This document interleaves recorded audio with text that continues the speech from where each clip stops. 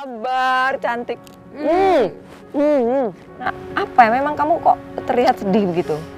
Barusan buka medsos isinya semua Kenapa? tentang berita viral yang lagi ada. Sejujurnya aku pun pernah ada di posisi tersebut.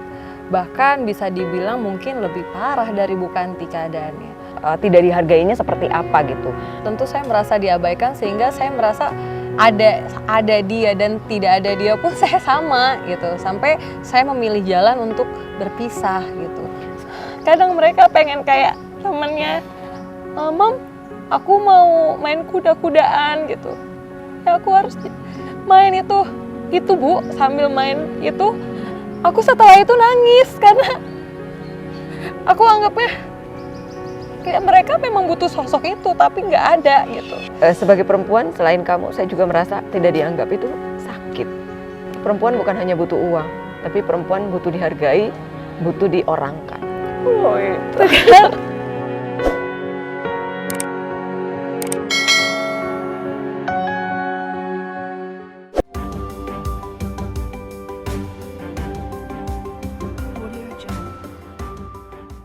Kenapa sayang? Kok sedih terlihatnya? Itu baca-baca apa sih? Ini loh Bu, yang lagi viral itu, yang ibu tega menggorok 3 anaknya yang masih kecil-kecil banget. Oke. Aku juga baca.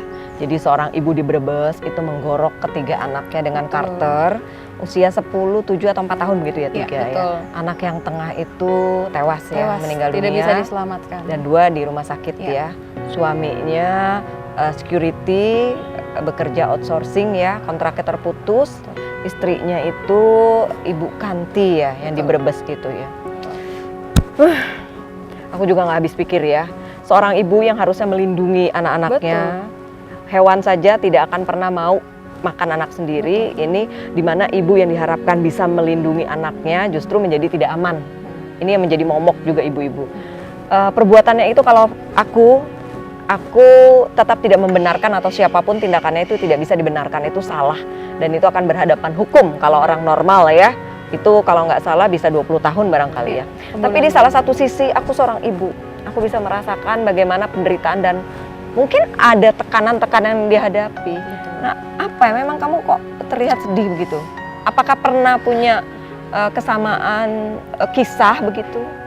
Kesamaan kisah mungkin nggak sama, tapi mungkin sedikit banyak yang beredar di media sosial kan, tekanan dari ekonomi, tekanan dari pasangan itu kebanyakan membuat alasan katanya Ibu Kanti sampai tega melakukan itu kan. Ya sejujurnya aku pun pernah ada di posisi tersebut. Bahkan bisa dibilang mungkin lebih parah dari Bu Kanti keadaannya. Kalau Bu Kanti kita lihat dia masih mempunyai pasangan, walaupun pasangannya dia bilang bekerja tapi banyak kekurangan. Misalnya kontraknya putus, tapi kan dalam arti di situ masih ada usaha. Masih muda juga ya? Ya, masih ada usaha untuk suaminya berusaha untuk menafkahi anak. Kalau saya kan benar-benar sendiri gitu. Jadi makanya sendiri dalam arti memang single parent gitu? Single parent yang membesarkan anak sendiri setelah divorce, setelah perceraian. Jadi sedihnya itu maksudnya seperti ini. Kok bisa gitu berpikir pendek seperti itu? Bahkan sebenarnya saya pribadi pun Ibu, yang menguatkan saya sampai bisa ada di posisi ini adalah anak-anak.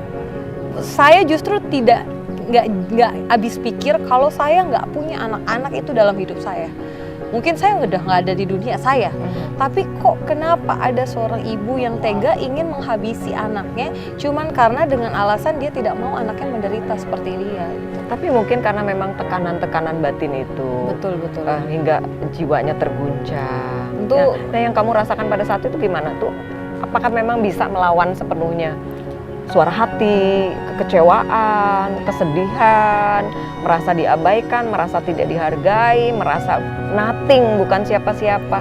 Terkadang kan kalau ketika menjadi ibu rumah tangga pure gitu ngurus anak, mungkin merasa diremehkan dengan tetangga, keluarga, saya bukan siapa-siapa. Pernah nggak? Apakah seperti itu juga, Intan?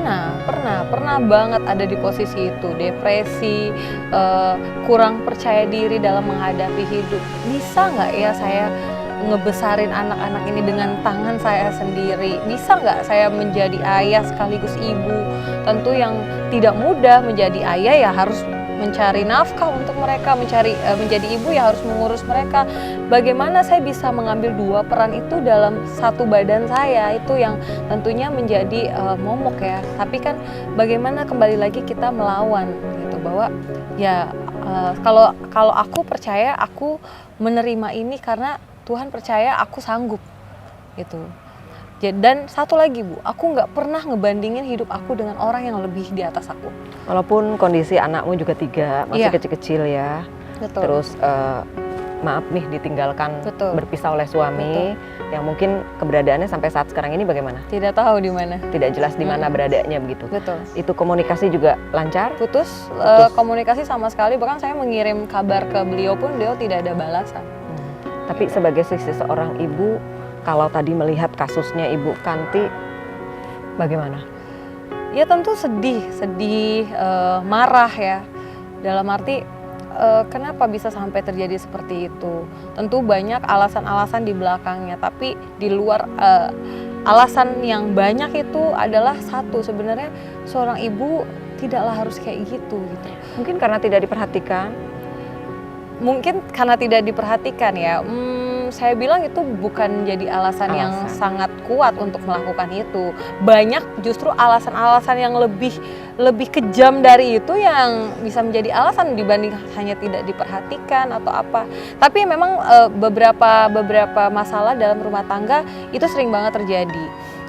Kurang diperhatikan suami, atau kadang ngurus anak tuh capek Bu.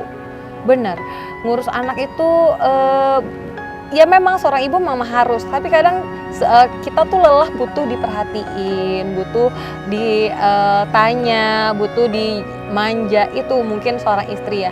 Karena saya pribadi sudah lama tidak merasakan adanya seorang pasangan, jadi ya saya terbiasa dengan melakukan semuanya sendiri. Nah, ketika merasakan di posisi sama seperti Bu Kanti pada saat itu ya, itu apa sih yang dirasa kurang gitu? Apa karena, kok saya tidak dihargainya seperti apa gitu, merasa kalau Bu Kanti kan saya ingin disayang. Nah, ingin disayangnya yang seperti apa? Apakah Intan juga dulu merasa diabaikan, merasa tidak disayang? Tentu saya merasa diabaikan, sehingga saya merasa ada dia dan tidak ada dia pun saya sama gitu, sampai saya memilih jalan untuk berpisah gitu. Sebelum memilih jalan untuk berpisah, sempat merasa putus harapan, merasa nothing. Itu karena faktor merasa tidak dipedulikan gitu, merasa tidak disayang. Betul, karena saya merasa waktu saya masih berumah tangga, saya merasa gini, kok saya punya suami seperti tidak punya suami ya? Terus apa ini seperti tidak punya suaminya seperti apa nih? Apa tidak dikasih nafkah lahir batin begitu? Ya tidak seperti misalnya pulang ke rumah seperti orang lain, sudah tidak ada komunikasi, cuman hanya mungkin sebatas komunikasi yang biasa aja, nggak pernah ditanya apa perasaan kita. Kadang sudah seperti satu atap tapi sudah seperti hidup bersama orang lain. Jadi serumah tapi tidak satu, masih satu ini kamar begitu? Masih, waktu itu masih sampai terjadi ada hal-hal yang tidak diinginkan lah. Akhirnya saya memutuskan untuk berpisah dengan beliau. Jadi satu rumah tapi tidak bicara intens, komunikasi tidak lancar, tidak satu rumah tapi tidak diperhatikan. Betul. Begitu. Terus merasa terabaikan, terabaikannya bagaimana? Hingga akhirnya memutuskan berpisah. Sempat terlintas nggak pada saat itu ingin, ya mohon maaf nih ada hal-hal yang jelek lah begitu? Kalau semua manusia tuh pasti, seorang istri, ibu tuh pasti merasakan depresi tuh sesekali. Ngurus anak capek, depresi, ini anak kenapa gitu, nakal banget. Ada juga namanya baby blues, jadi macam-macam psikologis ibu tuh naik turun gitu. Itu pentingnya seorang suami dalam mendukung. kadang kan suami ya kan saya udah kerja, ya kamu tinggal urus anak lah, itu urusanmu. Nah itu yang sebenarnya kita takutin ya gitu, jarangnya ada komunikasi. Akhirnya dia merasa oh ini kok dilimpahin semua ke saya, padahal kan ini juga anak kamu gitu loh. Tapi berani bicara nggak pada saat itu atau merasa takut bicara gitu, takut berantem, takut bertengkar hingga Karena- itu menjadi tekanan? Karena gini, kalau kita sudah jarang komunikasi, akhirnya yang terbentuk adalah kebiasaan untuk saling diam satu sama lain. Akhirnya untuk berkomunikasi membicarakan hal itu pun udah males, udah saya rasa udah nggak penting gitu, karena hal-hal kecil aja dia nggak mau bicarakan, apalagi hal intens seperti hal yang intim seperti itu gitu. Jadi ya itulah pentingnya menjaga komunikasi suami dan Jadi istri. benar-benar pada saat itu pada titik merasa tidak diperhatikan gitu ya, Tidak diperhatikan, tidak terus didengar begitu? tidak didengar, terus ya akhirnya mungkin beliau mencari kebahagiaan di luar ya. Saya merasa di titik itu oke, berarti dia tidak lagi bahagia bersama saya yang harus pergi. Memang inginnya seperti apa? Ingin didengar gimana ketika ingin didengar semua keluhan begitu tentang kegiatan apa yang dilakukan hari itu gitu? Ya sekedar dihargai aja, nggak disalahkan. Yang pertama misalnya anak jatuh atau apa, nggak dibilang kamu gimana sih, ya nggak disalahkan lah dengan kata-kata yang nggak pantas, itu tuh cukup. Atau sekedar ya semangat ya, atau kamu hebat banget udah jadi ibu. Karena kita lihat ibu satu anak aja rasanya seperti apa, apalagi menjaga tiga anak. Seperti Bu Kanti mungkin dalam satu rumah menjaga 3 anak sendirian, suami jauh, tentu kadang anak tidur kita suka liatin, aduh harusnya ada suami di sini, tapi nggak ada. Itulah yang kadang-kadang membuat pikiran-pikiran yang nggak benar itu muncul gitu. Merindukan juga ingin bersama begitu? Mungkin ingin seperti yang lain, mungkin tetangganya ada yang harmonis tapi dia jauh ya, maksudnya yang seperti itulah yang mendukung. Akhirnya psikologisnya terbentuk bahwa kok aku kayak gini banget ya hidupnya, kok nggak seperti orang lain ya itu. Nah kalau yang Intan rasakan sendiri hingga saat itu merasa tertekan begitu, itu kenapa? Karena pernah mungkin ada ungkapan yang kasar begitu? Kalau aku kan tentu alasan dari perceraian itu kan ada orang ketiga di dalam situ. Jadi ya aku memilih pergi. Kalau untuk ungkapan kasar itu ya itu sudah jadi biasalah, misalnya saling menyalahkan, berantem dan satu sama lain. Justru aku memilih perpisahan agar anak-anak tidak melihat itu. Kenapa memilih pergi?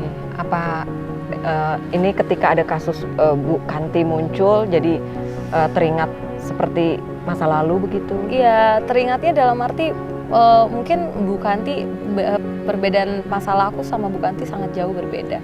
Mungkin aku ngelihatnya dari sisi psikologis seorang ibu yang berat gitu, merasa berat mengurus 3 anak. Bahkan di situ kan Bu Kanti pun ngomong, saya melakukan itu agar anak-anak saya terselamatkan gitu. Maksudnya tidak menderita seperti dia.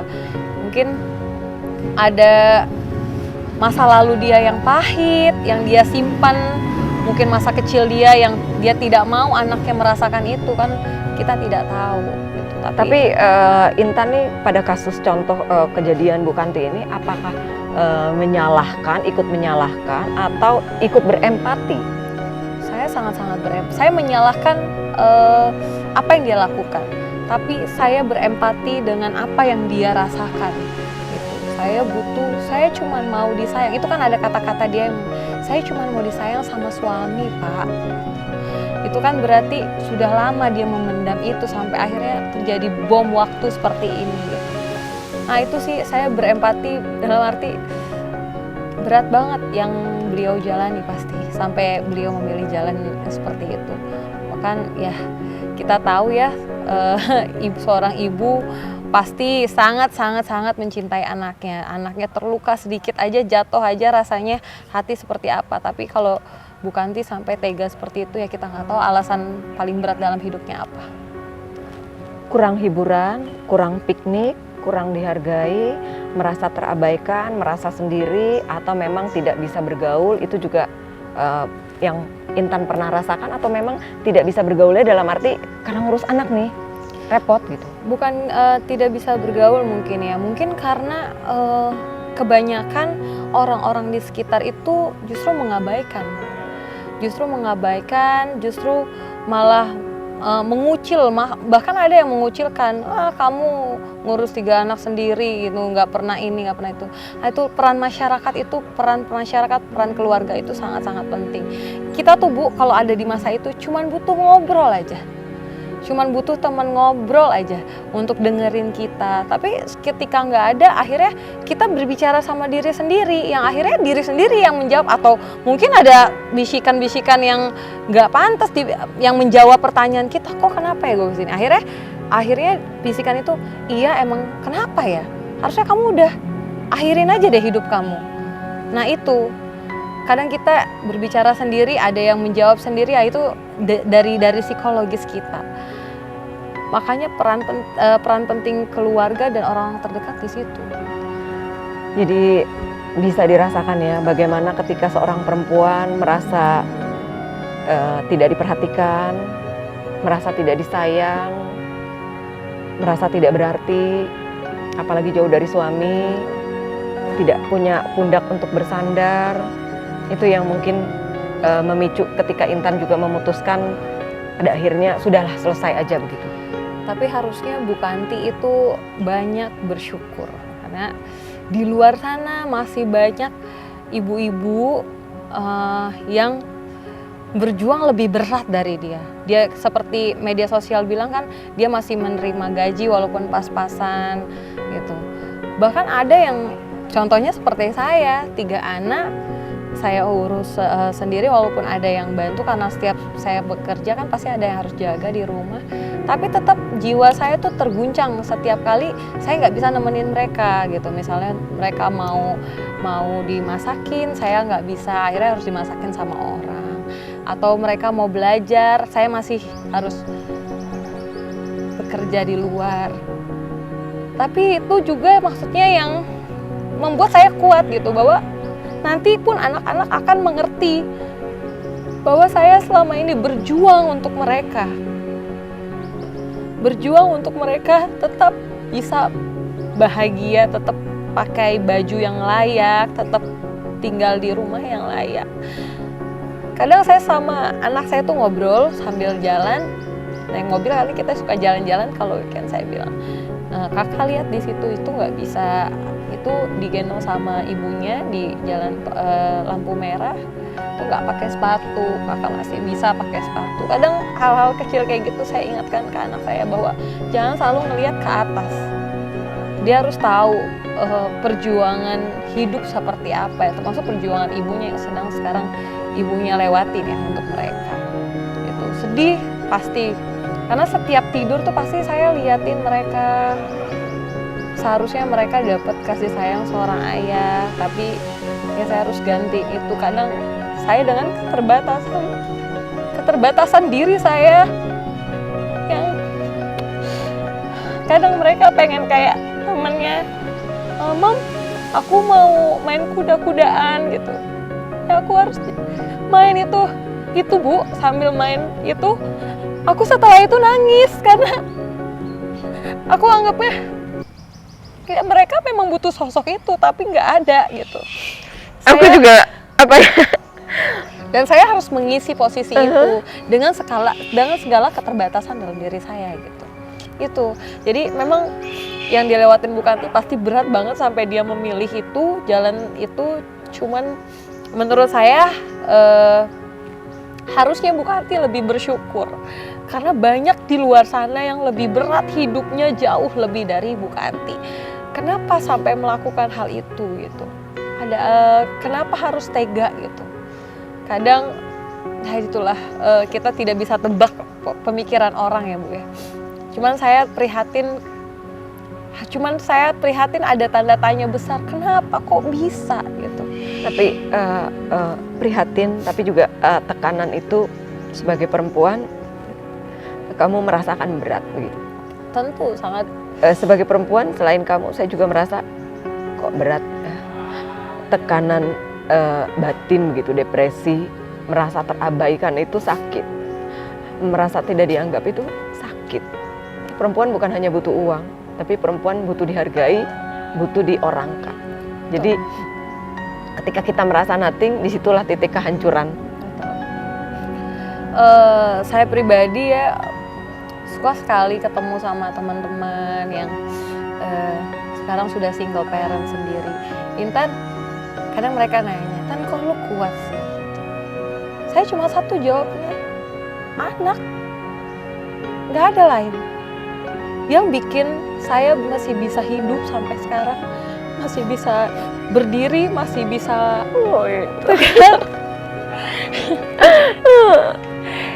ya itu cuman anak Tapi saya. kamu harus kuat ya. Pasti. Tetap.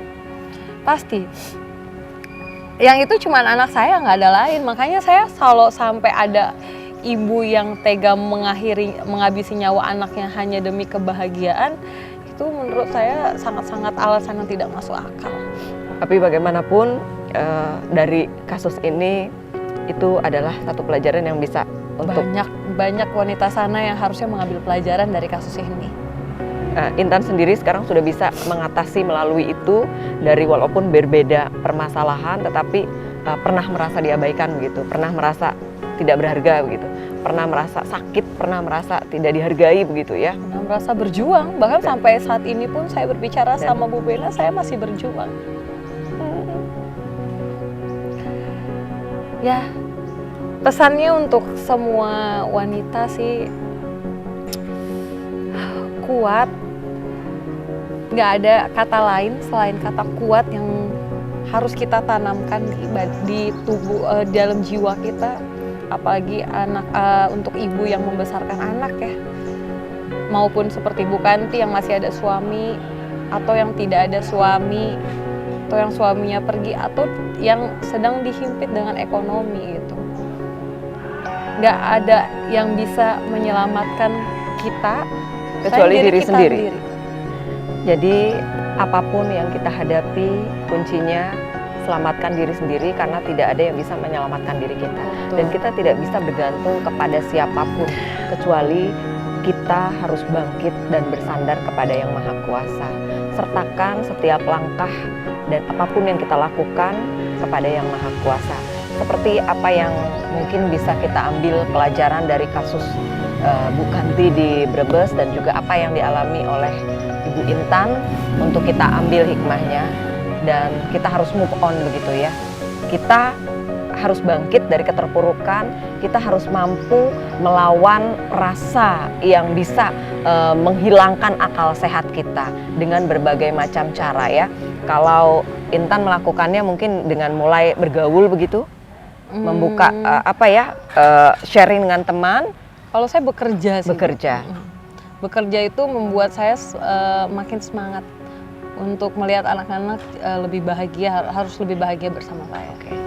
Kalau Intan mengatasinya dengan bekerja. Bekerja tidak harus di kantoran. Apapun, jualan, dagang, sesuai dengan kemampuan dan kapasitas diri kita. Karena hanya diri kita lah yang tahu kita mampunya apa, kita bisa berbuat apa. Bukankah seperti itu? Itu juga yang Intan lakukan. Ya, menyalurkan hobi-hobi juga penting ya tuh. Itu untuk menjaga kewarasan kita begitu ya. Betul banget. Oke, baik Intan, thank you. Kamu sehat-sehat ya. Terima kasih Ibu Bena. Semangat, semangat. Kita harus senyum lagi. Semangat. Kita harus senyum kembali.